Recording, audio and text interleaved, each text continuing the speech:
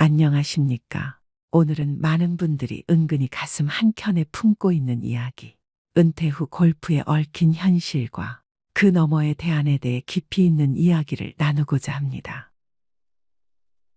주말 아침, 한때는 알림 소리로 북적이던 단톡방. 이달 둘째 주 토요일, 새벽 6시 티오프 어때? 이번엔 누가 버디 제일 많이 잡나 보자. 그렇게 북적이던 단톡방이 요즘엔 어떻습니까? 골프 이야기 대신 친구 자녀의 결혼 소식이나 부고 알림만 간간히 올라오는 조용한 공간이 되어버렸습니다. 그러고 보니 주말마다 함께 필드를 누비던 친구들, 다들 어디로 사라진 걸까요? 그 단톡방의 첫 시작은 늘 설레는 메시지로 열렸습니다. 누구보다 먼저 기상한 친구가 잽싸게 새벽 라운딩을 제안하고 누군가는 바쁘다는 핑계를 대며 빠졌지만 또 다른 누군가는 이번엔 꼭 한다며 의욕을 보이곤 했습니다.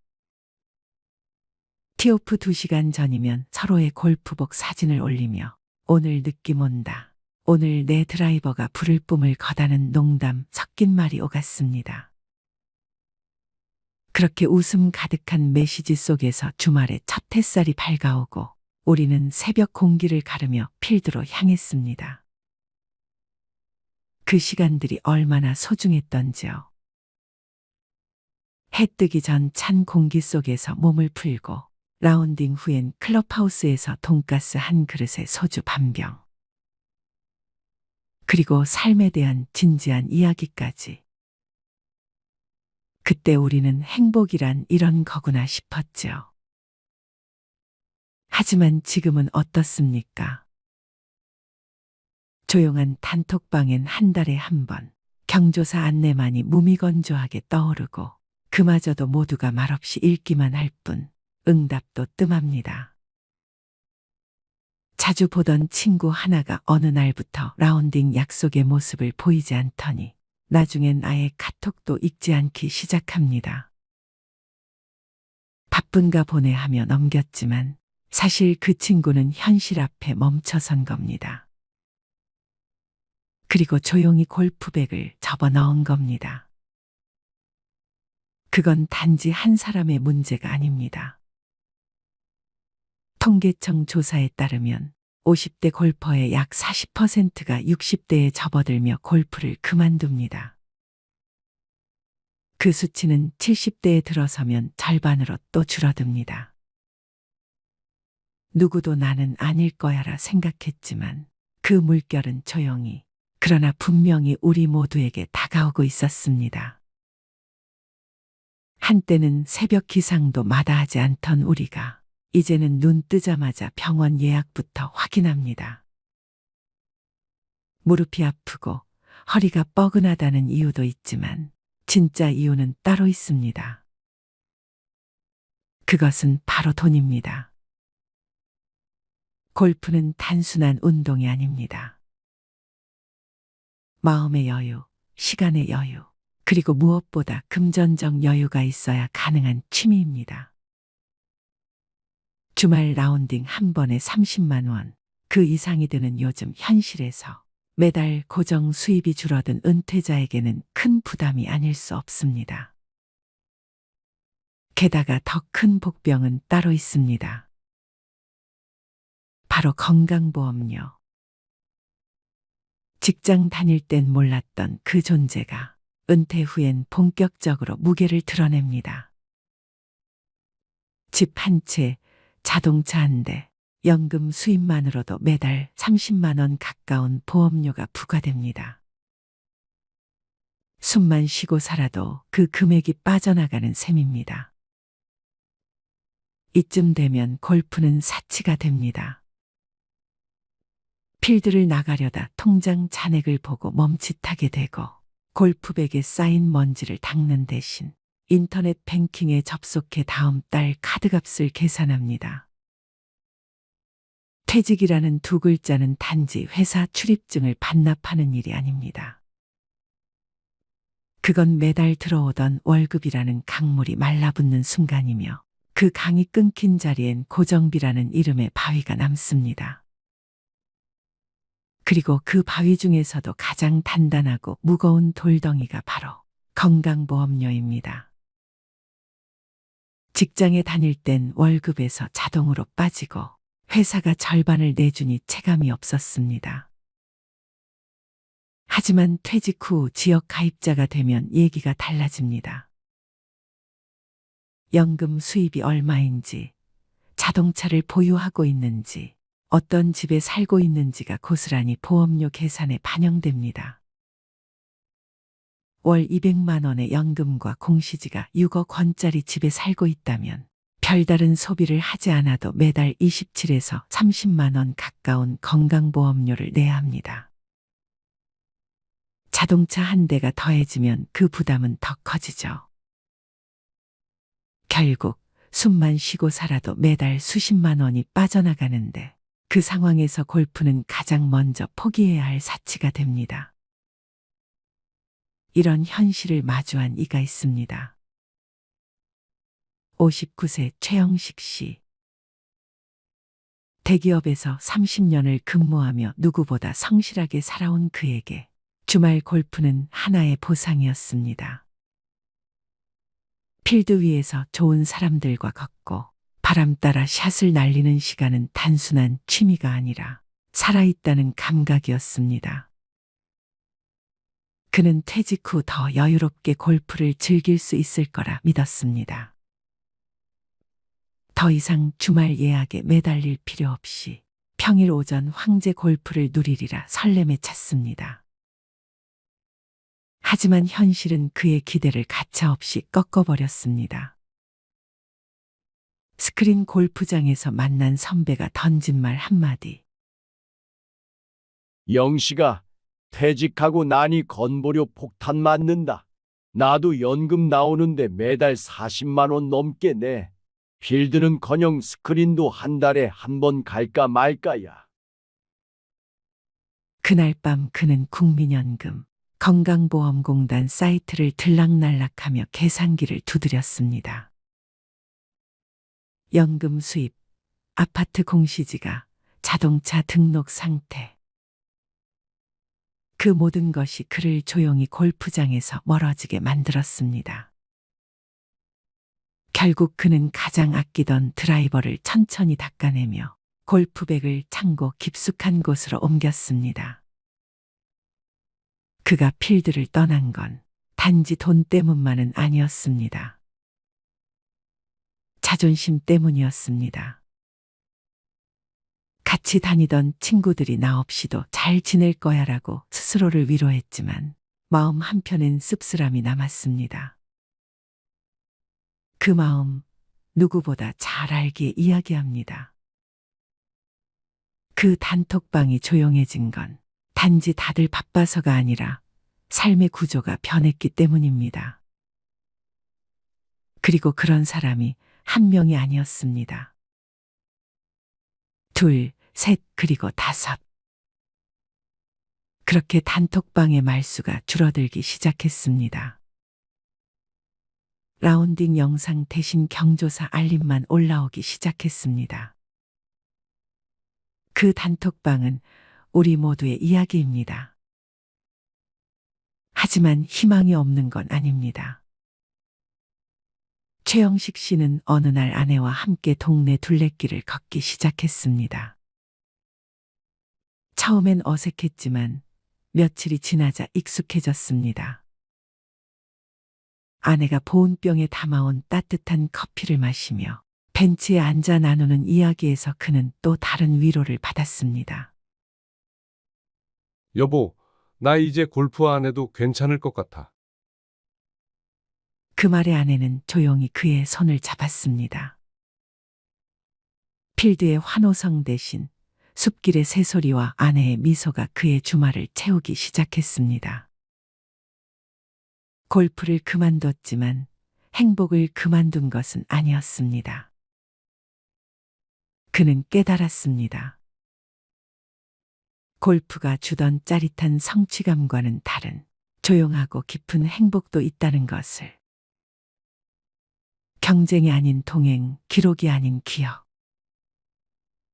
그것이 인생 후반전의 진짜 묘미라는 걸요. 여러분도 그러시길 바랍니다.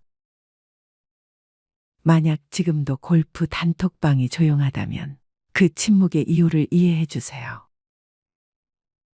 누군가는 말없이 현실과 싸우고 있고 누군가는 조용히 자신을 추스르고 있을지도 모릅니다. 지금 이 글을 읽고 계신 여러분. 혹시 여러분도 조용히 사라진 친구를 떠올리고 계시지 않나요? 그 친구가 연락을 끊은 것이 서운했다면 이제는 그 마음을 조금 이해할 수 있으실 겁니다. 누구든 현실 앞에선 잠시 멈출 수밖에 없습니다. 자, 이제 남은 건 우리 자신의 선택입니다. 골프를 계속하고 싶다면 방법은 있습니다. 평일 새벽 라운딩, 9월 대중제 이용, 노케디 셀프 라운딩 등 비용을 줄이는 방법을 적극적으로 찾아보세요. 아니면 아예 다른 즐거움을 찾아보는 것도 좋습니다. 등산, 낚시, 가드닝, 악기 연주, 여행. 모두 훌륭한 선택지입니다. 그리고 무엇보다 중요한 건 나를 너무 탓하지 않는 것입니다. 과거보다 덜 화려해졌다고 해도 지금 이 순간을 즐길 수 있다면 그게 바로 성공입니다. 골프는 한때 우리 삶을 빛나게 해줬지만 인생을 풍요롭게 해주는 건 결국 사람과 기억, 그리고 지금의 나 자신입니다. 오늘 이야기가 여러분의 마음에 작은 울림이 되었기를 바랍니다. 혹시 이와 비슷한 경험이 있으시다면 댓글로 나눠주세요. 침묵한 친구들의 사연을 이해하고 우리 삶의 변화도 함께 받아들이는 그 지혜를 나누는 시간이 되었으면 합니다. 영상이 좋았다면 구독과 좋아요, 알림 설정도 부탁드립니다. 우리는 또 다른 이야기로 다시 찾아뵙겠습니다.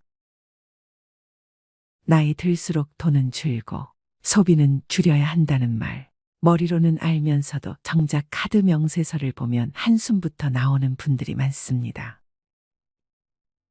나는 그렇게까지 안 썼는데, 별거 안 했는데 왜 이렇게 빠져나갔지? 사실 노후의 가난은 돈이 없어서가 아닙니다. 무의식 중에 반복하고 있는 소비 패턴이 당신의 노후를 잠식하고 있는 겁니다.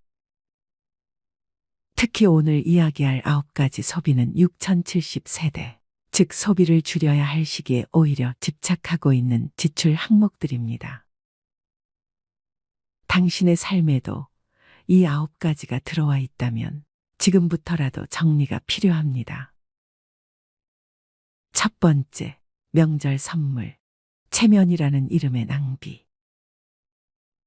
나이 들수록 체면을 지켜야 한다는 생각이 강해집니다.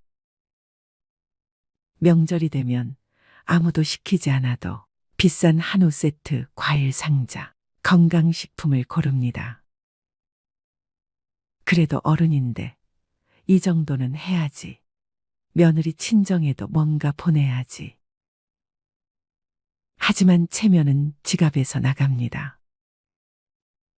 그리고 그 체면을 지킬수록 약값을 미루고 전기요금을 걱정하는 현실이 찾아옵니다.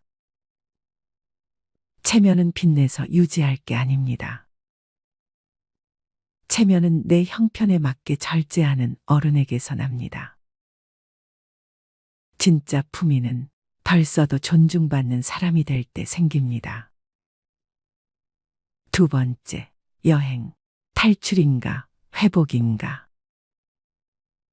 이 나이에 언제 또 가보겠어. 이 말 한마디에 항공권을 결제하고 내 인생인데 한 번쯤은 하며 여행 패키지를 끊습니다. 하지만 여행은 갔다 오면 끝입니다. 추억은 남을지 몰라도 카드값은 더 오래 남습니다. 게다가 여행은 습관이 되면 중독됩니다. 또 가야겠다. 안 가면 허전해. 문제는 여행이 회복이 아닌 회피가 되는 순간부터 노후는 무너지기 시작한다는 점입니다. 지속 가능한 삶은 감정이 가라앉은 상태에서 가도 되는 타이밍에 가는 여행이어야 합니다. 세 번째, 옷. 과거의 멋이 현재의 짐이 될 때. 나도 이 정도는 입어야지. 할머니라고 아무 옷이나 입나. 나이 들어도 멋지고 싶은 마음 당연합니다. 하지만 옷장이 가득 차 있고 입는 옷은 늘 똑같은데도 또 다시 신상을 고르고 있다면 그건 멋이 아니라 불안을 지우기 위한 소비일 수 있습니다. 노년의 멋은 비싼 옷이 아니라 단정함에서 시작됩니다. 꾸준히 다림질된 셔츠, 잘 맞는 슬랙스, 깔끔한 운동화. 그것이면 됩니다. 진짜 품위는 옷에서 나오는 게 아니라 자기 삶에 책임지는 태도에서 나옵니다. 네 번째, 커피. 하루 한 잔은 괜찮을까? 퇴직 후 할 일 없는 하루의 시작은 늘 커피 한 잔으로 열립니다. 집에 커피 믹스가 있어도 굳이 테이크아웃 한 잔을 사야 하루가 시작된 것 같은 기분이 듭니다. 하루 4,000원. 한 달이면 12만 원. 1년이면 144만 원입니다. 그거 아껴서 얼마나 모으겠어? 그렇게 말하는 순간 매달 반복되는 작은 구멍이 노후 재정을 서서히 잠식합니다. 여유는 커피로 사는 것이 아니라 관계와 일상 속에서 길러야 할 감정입니다. 돈 들여 위로받는 습관은 결국 더 큰 허기를 남깁니다. 다섯 번째, 택시. 편함의 이름으로 무너지는 근력. 한 정거장 거리도 걷기 싫어집니다. 힘들잖아. 택시 타면 편하지. 그런데 이상하게 이 편함은 갈수록 더 많은 불편함을 부릅니다. 걷는 횟수가 줄어들수록 무릎은 더 약해지고 심장은 더 나빠집니다. 택시비는 그 자체로도 문제지만 움직이지 않는 대가로 찾아오는 병원비는 그보다 훨씬 비쌉니다. 노후의 편안함은 무조건적인 편리함이 아니라 내 몸이 스스로 움직일 수 있는 자유에 있습니다. 여섯 번째, 손주를 위한 지출. 사랑이라는 착각. 손주가 온다 하면 마트부터 갑니다. 과자, 장난감, 옷, 용돈까지. 그래도 할머니인데 뭐라도 해줘야지. 그렇게 매달 10에서 20만 원씩 쓰면서도 정작 자신은 라면으로 끼니를 때웁니다. 그런데 손주는 과자나 돈보단 할머니가 해준 이야기와 밥을 더 오래 기억합니다. 사랑은 사는 것이 아닙니다. 시간을 함께 보내는 것, 함께 눈을 맞추는 것이 진짜 사랑입니다. 지갑이 아니라 마음으로 손주를 대하세요. 일곱 번째, 경조사비. 관계라는 이름의 강요. 친구 아들 결혼이라는데 다들 10만 원 낸다더라. 나만 5만 원 하면 이상하게 보이겠지. 경조사비는 기준이 없습니다. 그래서 더 어렵습니다. 그러나 중요한 것은 당신의 형편과 마음입니다. 남들이 10만 원 낸다고 나도 무리해서 맞추다 보면 정작 당신 자녀의 결혼식엔 통장이 비어 있을 수 있습니다. 경조사비는 투자가 아닙니다. 돌려받지 못할 수도 있습니다. 그래서 더욱 신중하고 절제 있게 써야 할 지출입니다. 8번째, 건강식품. 건강은 사는 게 아니다. 이거 먹으면 혈압 내려간대요. 간에 좋다니까 한번 먹어보려고요. TV, 유튜브, 카톡, 곳곳에서 들려오는 기적의 약들. 하지만 정작 병원에서는 별 효과 없습니다 라는 말만 돌아옵니다. 건강은 한 알로 회복되는 것이 아니라 식사, 수면, 운동, 스트레스 관리라는 기본에서 회복됩니다. 믿음으로 삼킨 알약이 당신의 노후를 지켜주지 않습니다. 건강은 소비가 아니라 생활입니다. 9번째, 자동차. 탈 수 있는가, 감당할 수 있는가. 차가 있어야 어딜 가든 편하지. 이 나이에 버스 타기엔 좀. 차는 편리하지만 주유비, 보험료, 정기검사, 수리비, 주차비, 감가까지 계속해서 돈을 잡아먹습니다. 특히 쓰지 않으면서도 가지고만 있는 차는 가장 비싼 소비입니다. 탈 일이 없다면 차를 유지하지 않는 것도 선택입니다. 진짜 자유는 가지지 않아도 불안하지 않은 상태에서 생깁니다. 사람은 더 가지는 싸움에서 행복해지는 것이 아니라 덜 가지는데도 괜찮아지는 싸움에서 자유로워집니다. 누군가는 말합니다. 나이 들면 소박하게 살아야 한다. 하지만 진짜 소박함은 절제가 생활이 된 사람에게서 나옵니다. 아리스토텔레스는 이렇게 말했습니다. 훌륭한 삶이란 많은 것을 소유한 사람이 아니라 적게 필요로 하는 사람에게 주어진다. 당신의 소비 습관은 지금 당신이 어떤 사람인지 말해주는 거울입니다.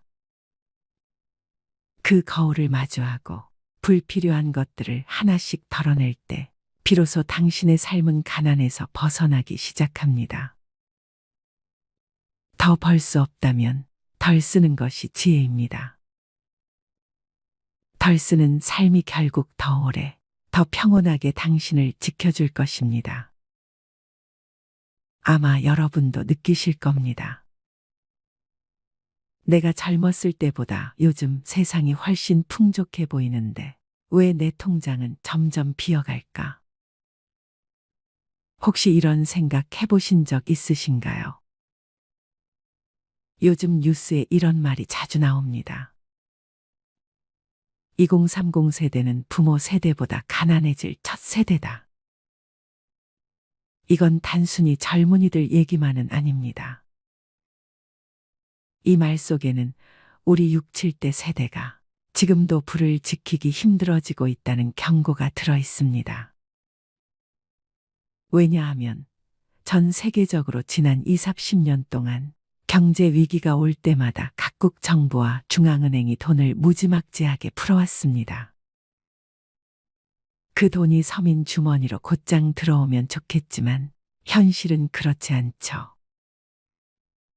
돈은 항상 신용도가 높고 이미 자산이 많은 사람들에게 먼저 갑니다. 그 과정에서 부자는 더 부자가 되고 없는 사람은 빚만 늘어가는 구조가 만들어졌습니다. 가을바람이 불어오던 오후, 동네 노인정 앞 벤치에 김영수 어르신이 앉아 있었습니다. 손에 들린 얇아진 통장을 가만히 내려다보다가 길게 한숨을 내뱉었죠.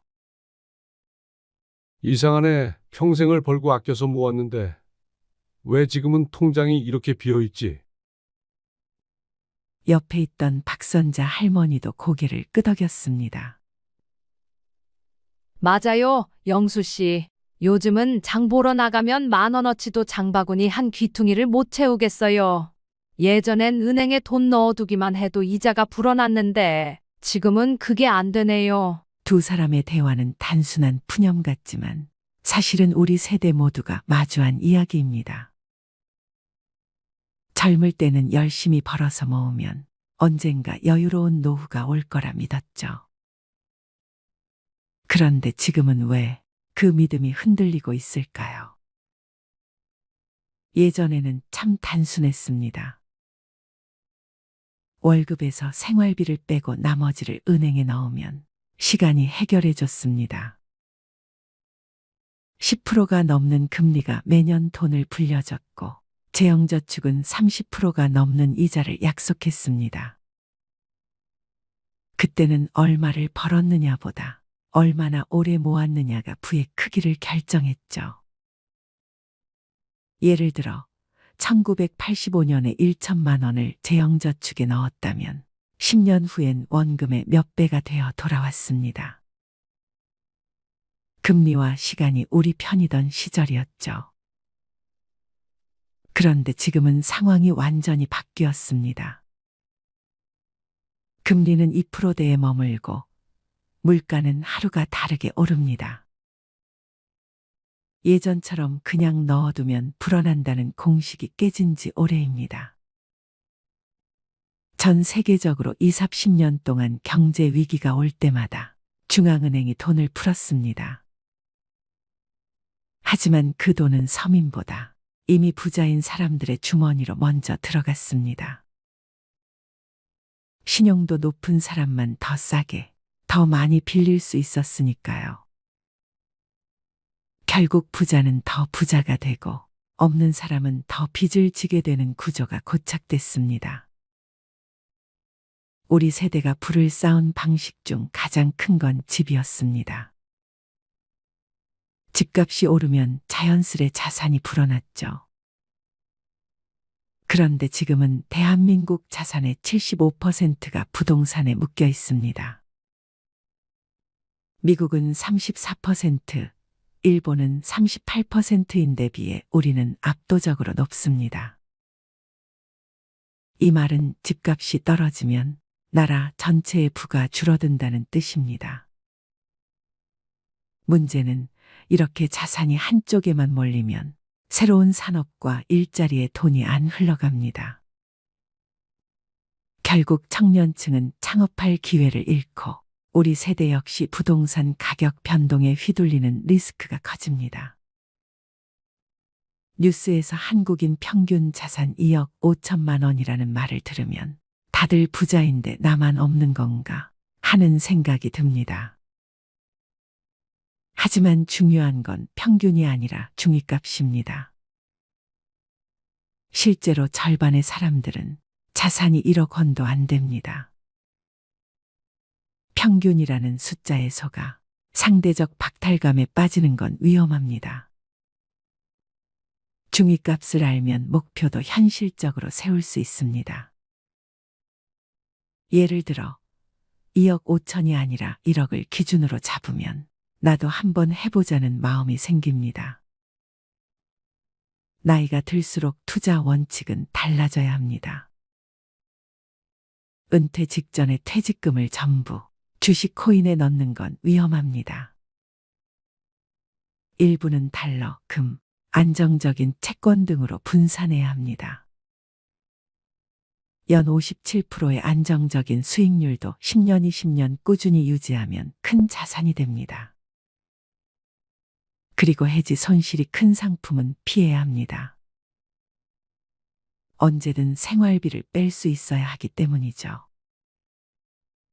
우리 사회는 한 번 실패하면 재기하기 어렵습니다. 하지만 은퇴 이후의 인생은 작게 실패하며 배우는 과정이 필요합니다.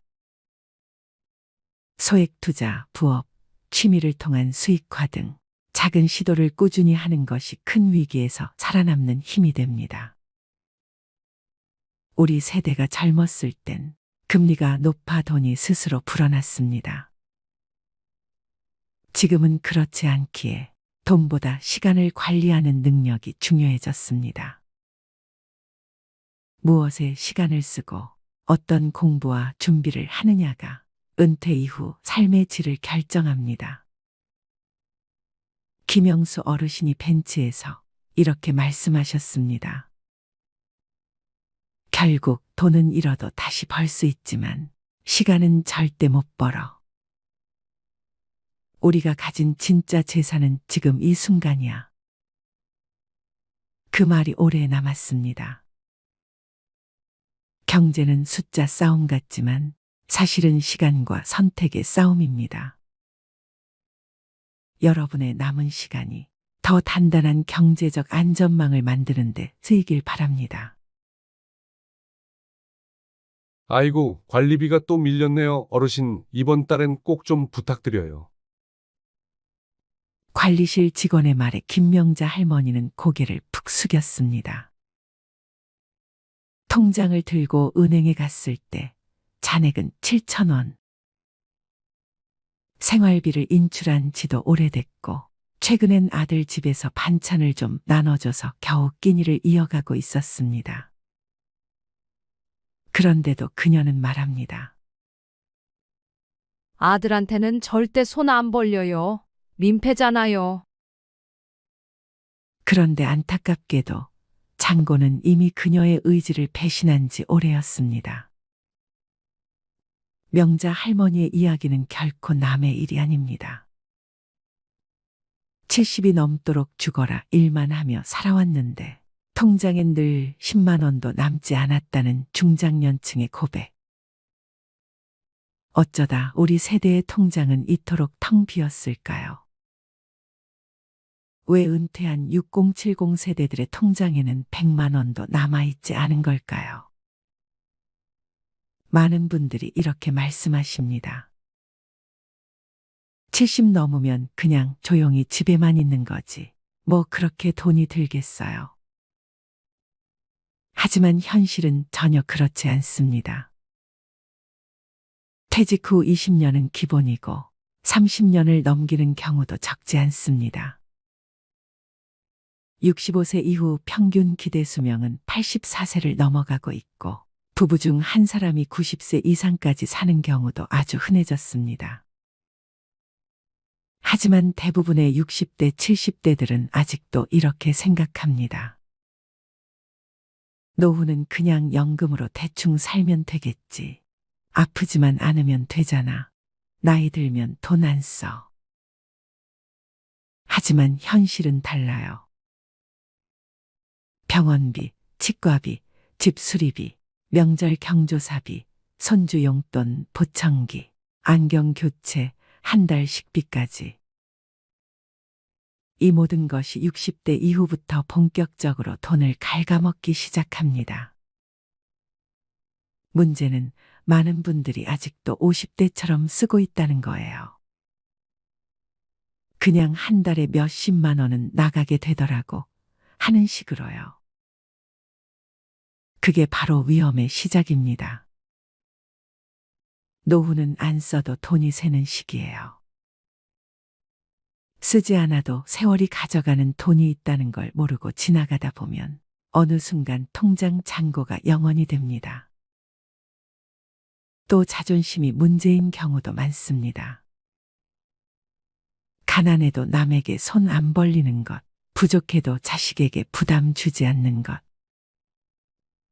이게 미덕처럼 여겨져 왔어요. 그런데 자존심은 준비 없는 사람에겐 아무런 방패가 되어주지 않습니다. 자존심을 지키려면 돈이 필요합니다. 체면을 유지하려면 자산이 있어야 합니다. 자존심은 스스로를 지탱하는 강한 무기이지만 그 안에 든 칼날은 현실이 닿는 순간 너무 쉽게 부러지죠. 그러니 자존심이 강한 분일수록 더욱더 철저한 준비가 필요합니다. 그런데 놀랍게도 그런 분들이 나는 괜찮아 하며 대비를 등한시합니다. 결국 통장에 100만 원도 없는 채로 병원 앞에서 고개를 떨구게 되는 겁니다. 그리고 또 하나, 자식이 있으니까 괜찮다고 믿는 겁니다. 통장에 잔고가 없는 분들에게 이유를 물으면 종종 이렇게 대답하십니다. 나도 애들 키웠고 애들이 있으니까 그래도 어디 가서 굶기야 하겠어? 그런데 이 믿음은 현실을 외면한 환상입니다. 오늘날 30대, 40대 자녀들은 자신조차 감당이 어려운 세대를 살고 있어요.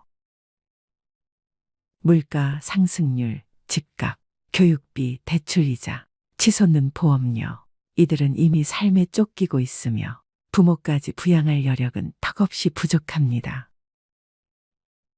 그럼에도 불구하고 여전히 많은 부모님들이 자식이 있으니까란 생각으로 저축을 미루고 부동산만 믿고 의료비 대비를 하지 않아요. 그리고 어느 날 자식의 차가운 한마디를 듣게 되죠. 엄마, 아빠, 저희도 솔직히 너무 힘들어요. 이때 깨닫게 됩니다. 아, 자식은 노후 대책이 아니었구나. 또, 돈이 없어서 못 모았어요. 라는 말을 참 많이 듣습니다. 물론 맞는 말이죠. 벌이가 적어서 저축 못했다는 분들 많습니다. 돈이 남아야 모으지요. 그런데 현실은 이렇습니다. 돈이 남아서 저축하는 게 아니라 저축을 하니까 남는 겁니다. 하루 1,000원, 한 달 3만 원. 이 금액을 무시해온 분들이 대부분이에요. 그깟 돈이 무슨 의미가 있겠어 하고 넘기다가 10년이 지나도 20년이 지나도 통장엔 여전히 0이 찍혀 있습니다. 반면 정말 소득이 적어도 매달 3만 원, 5만 원씩 꾸준히 모아온 분들은 그래도 급할 땐 꺼낼 게 있어서 다행이에요 라고 말하십니다. 문제는 금액이 아니라 습관입니다. 작은 돈을 소중히 여긴 사람은 언젠가 큰 돈도 제대로 다룰 수 있게 됩니다. 그리고 또 이런 말씀도 하세요. 그냥 아프지만 않으면 돼요. 하지만 노후의 가장 큰 지출은 바로 병원비입니다. 특히 치과, 안과, 정형외과는 보험이 잘 안 되거나 비용이 큽니다. 의외로 큰 돈이 드는 항목이 청력 저하, 백내장, 무릎 연골 수술, 틀니, 임플란트 그리고 각종 검진비입니다.